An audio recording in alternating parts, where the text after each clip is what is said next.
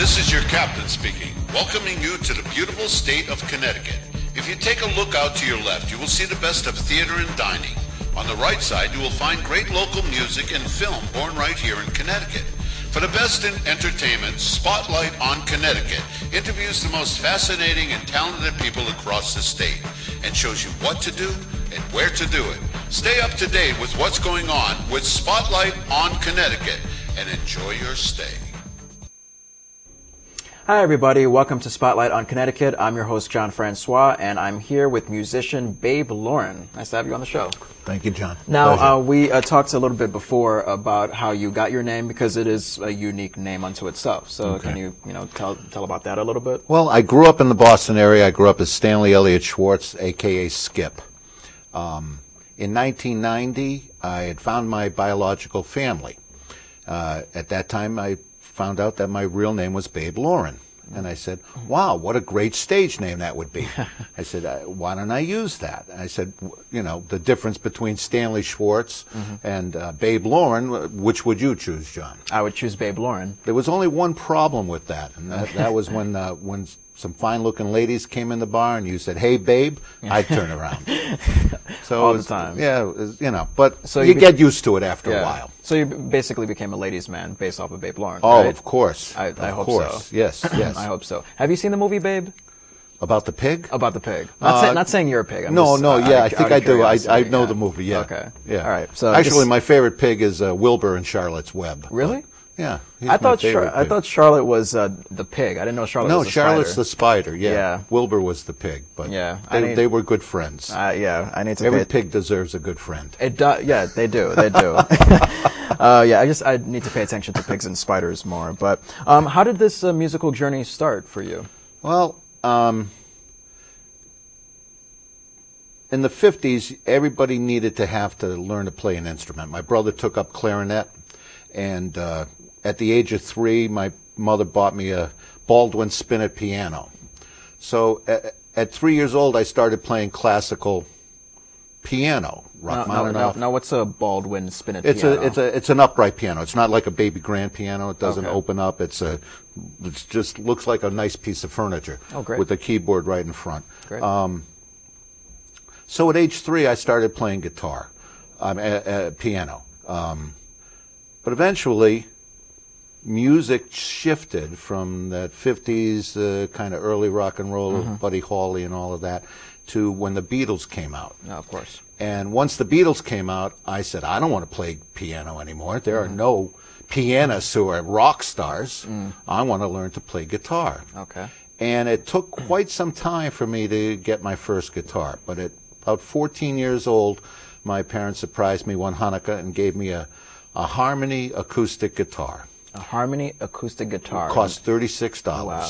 Now, just give a brief explanation of that for viewers who may not understand. Well, you have many models of guitars. You have Gibson, which is one of the best, Guild, Martin, Taylor. Harmony was a very inexpensive, probably one of the first Japanese-Korean types of guitars because it was mass-produced. It didn't cost very much money, so it was something that rather than spend $500 or $600 for a nice guitar, being a 14-year-old, I could change my mind in 2 months, and there you go. And the guitar would be wasted. So $36 Harmony guitar, and I learned to play on that. I'm self-taught. Great. Because I knew the piano, and I could read music. Okay. It was very easy to, once you know the chords and you buy a book, to learn how to play guitar. I mean, there's something that fascinates me about self-taught people. Is it one of those things where it just immediately comes to you, or does it really take a while to learn? Is it like a really complex experience? What is it like? It involves a lot of practice. I mean, eventually, it turns into just secondhand knowledge. I mean, you just know where things are. You just know where to place your hands. But at first, you're studying and looking at that book to know where to place the fingers correctly. I suppose there are people that have a God-given talent. Oh, of course. You know, I'm not sure how much God gave me, but I do. I think I have a little bit of a talent because it's my passion. Music's a passion. Oh, of course, that's all that matters, really. So. And who were your influences growing up? Would you say that? Naturally. Well, actually, the first album I ever bought was Buffalo Springfield. Oh, great. And that was Stephen Stills, Neil Young, Richie Furay. Wow. And so, therefore, I became a big Crosby, Stills, Nash & Young fan. The Beatles, the Stones, the Byrds. We have a Beatles sticker Yeah, right we here. do, because my wife bought me these guitar picks of great. the Beatles. And I prefer a thin pick, and that's what they have. But Clapton has always been a big influence. Cream, Hendrix. I mean, there's so many to name. You can't name them all. They were all very influential. However, I would have to say that the biggest were Crosby, Stills, Nash & Young and the Beatles, especially John Lennon. Oh, of course. Have you ever seen any of them live? I saw the Beatles in '68. My friend's mother took us to Shea Stadium. I was a young little boy then, but we did see we saw. I couldn't hear a thing, but I've seen Crosby, Stills, Nash & Young. I went to Woodstock. I saw a lot of people. Okay. Now, I've never been to a rock concert. Is it a type of experience where you just come out and you can't hear a single thing? Or what is it like? Well, no.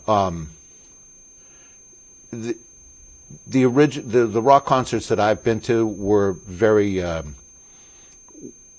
well acoustic, well mannered as far as their sound. It's gotten a lot more difficult because back in the day you could get down. You'd be sitting up in the skylights, and you could finagle your way down to the stage.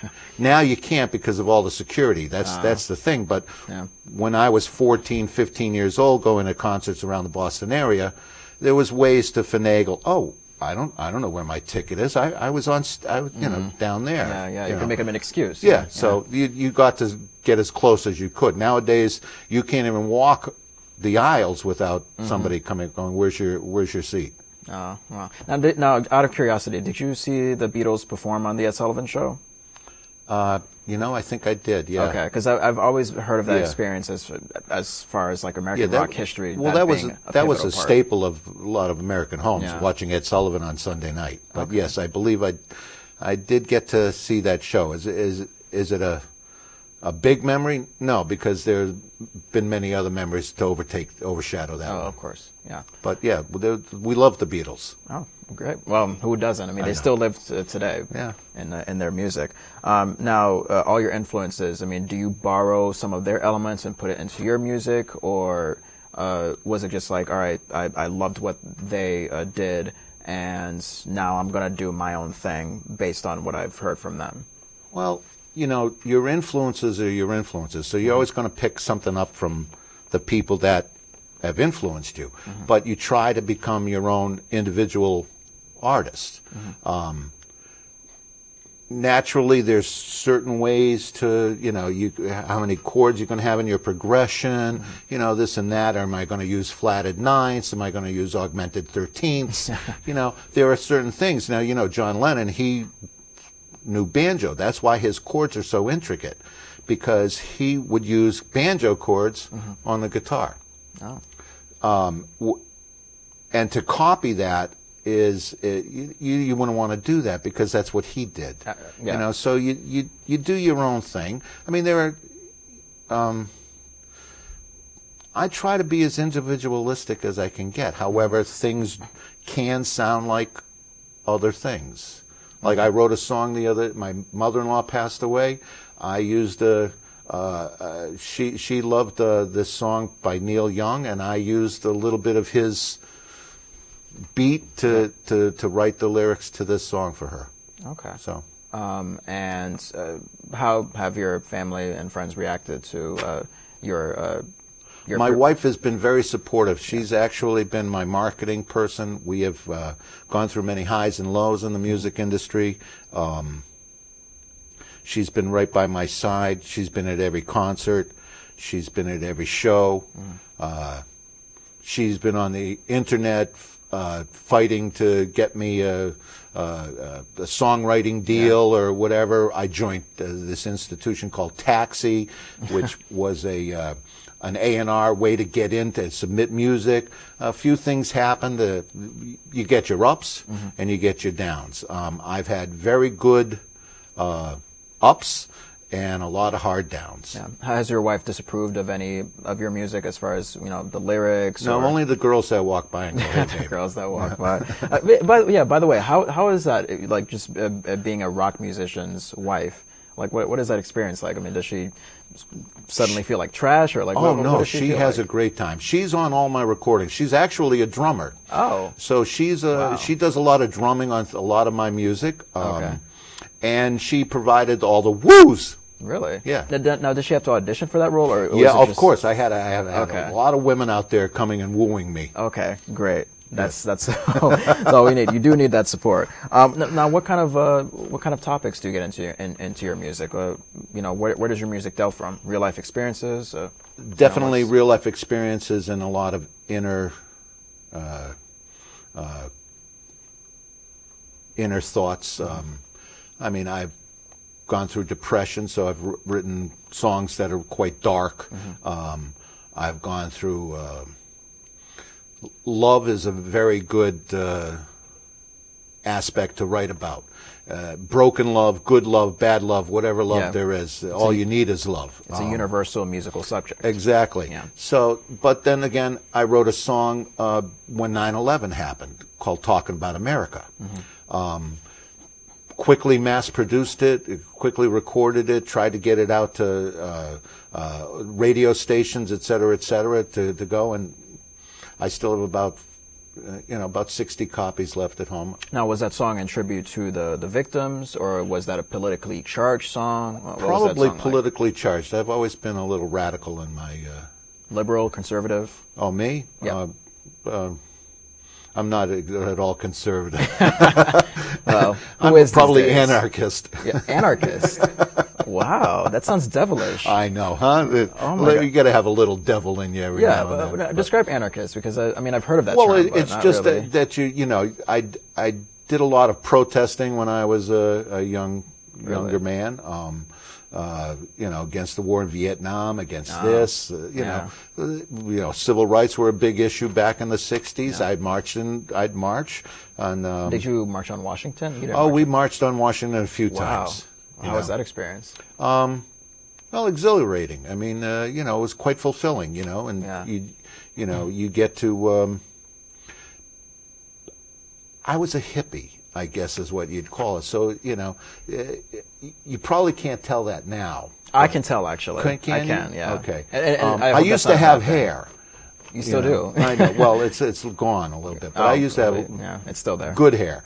And that was, it was, our generation was to make sure that everybody was treated equally and with respect. And that's how I live my life. I mean, if I get you get respect. So it's give and take, and you just show people who you are, and they show you. Have you written music based on those past experiences, civil rights movement wise? Actually, no. I've been more radical in my choices of songs to write about, rather than. Although love, as I said, has been a big part of my musical. Genre. Any song that you wrote or performed that just emotionally overwhelmed you as you were in that process? Certainly. There's a song called, we call it the sad song, Endless Summer. And I'd fallen in love with a younger lady. In the summertime? Well, yeah, it was in the summer. Okay. And, was it during the summer of love? No. But we broke up badly, and for a year I walked around in a state of depression and wrote this song. And it got to you? It gets to a lot of people say it's one of my better songs. Okay, great. It's long. So I won't play it tonight. Oh, that's fine. 13, 15 minutes? Is it like Oh, no, it's a long? 9-minute song. 9-minute song. Yeah. That's fine. I've heard songs longer than that, trust me. So what is your ultimate career aspiration? I mean, do you perform in bars and in concert venues? Well, like the Beatles, I don't tour no more. I just record at home. You do? Okay. I do record at home. I've got a little studio at home, and I've been planning on getting back into maybe the happy hour type of scene where I'm doing my acoustical thing and just by myself. But now, what attracts you to recording as opposed to doing live performances? It makes it staple for sure. I mean, once you record something, it's there. It's it's forever. And you get to hear back, whatever mistakes you made. And you get to give it to people and say here, and it's a more personalized experience. It's definitely a personalized experience. However, the passion does come from performing it live too. Yeah, because the audience is right there. Because I mean, not only am I a singer and a songwriter, but I'm also an entertainer. So to make sure that the crowd has a good time is as important as you being a good musician.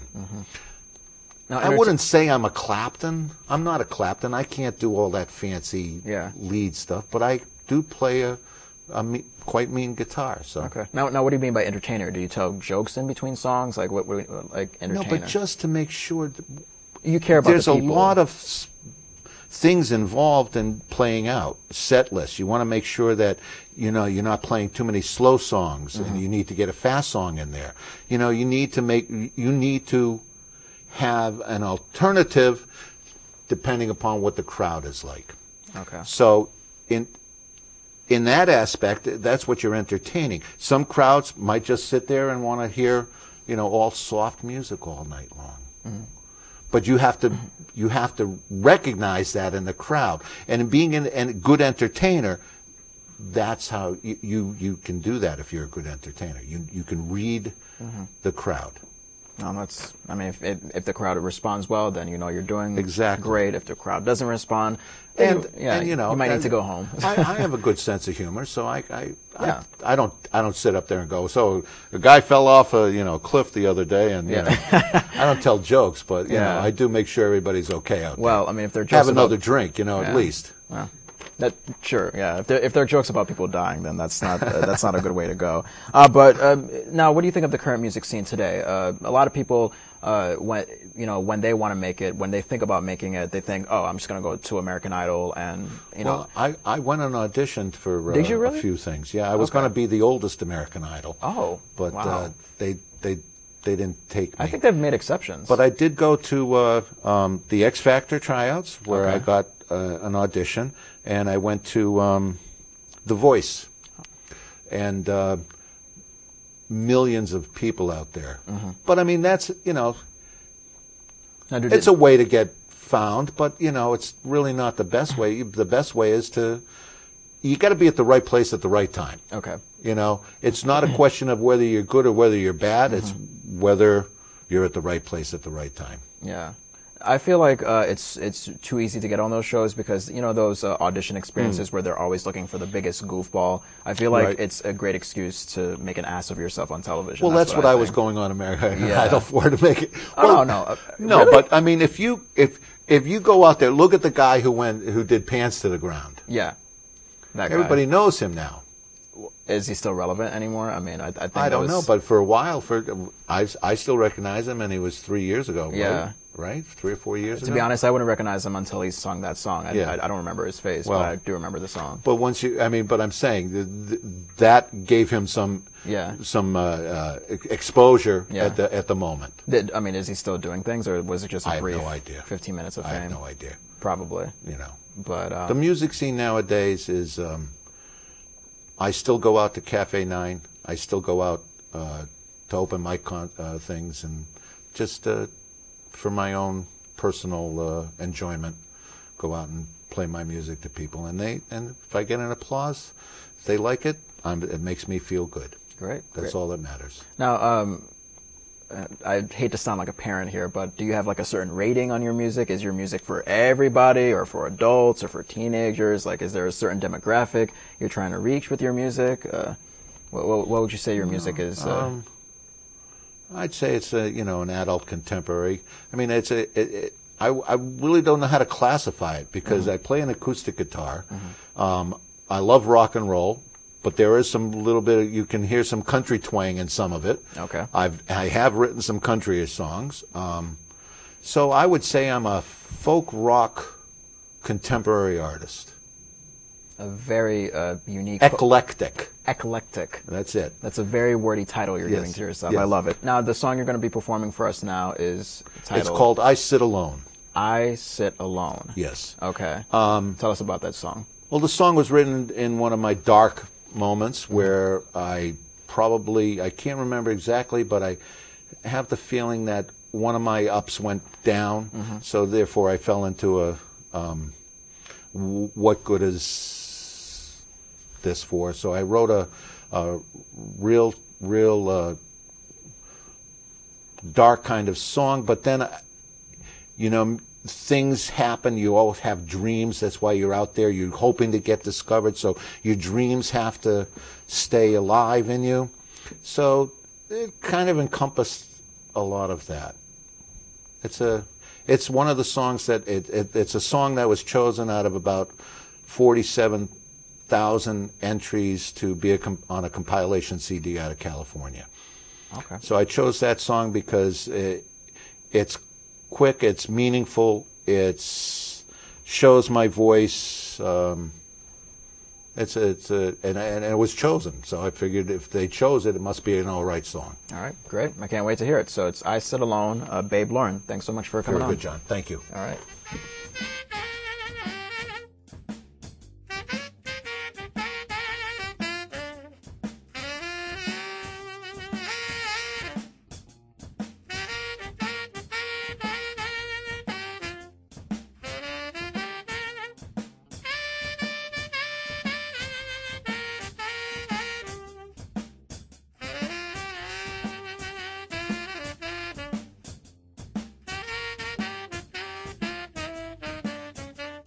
Now here's Babe Laurin performing I Sit Alone.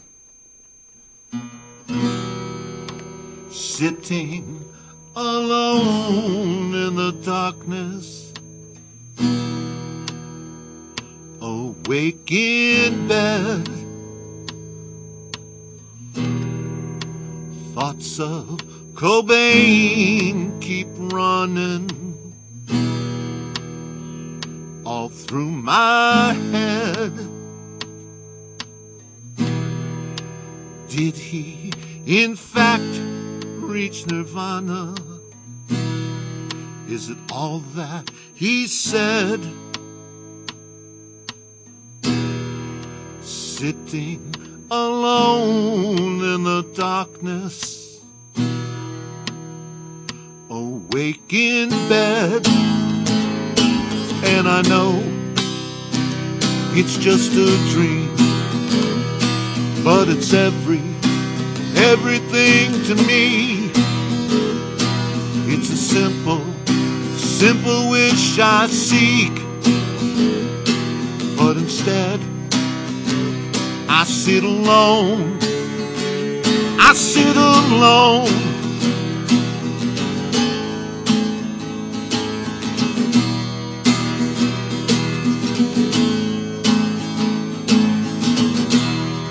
Sitting alone by the Charles on summer's day, watching the girls go running, not much to say.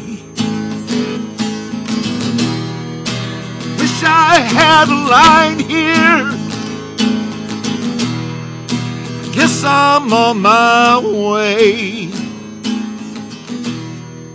Sitting alone by the Charles on summer's day, and I know it's just a dream, but it's everything to me.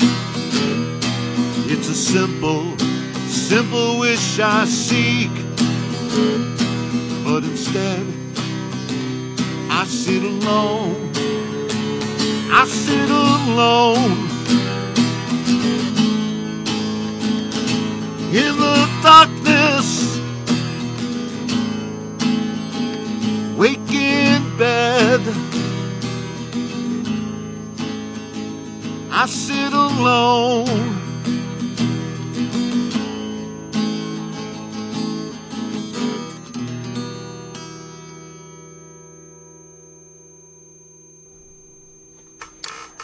That is Babe Laurin performing I Sit Alone. For Spotlight on Connecticut, I'm Jean-Francois. Thanks for tuning in.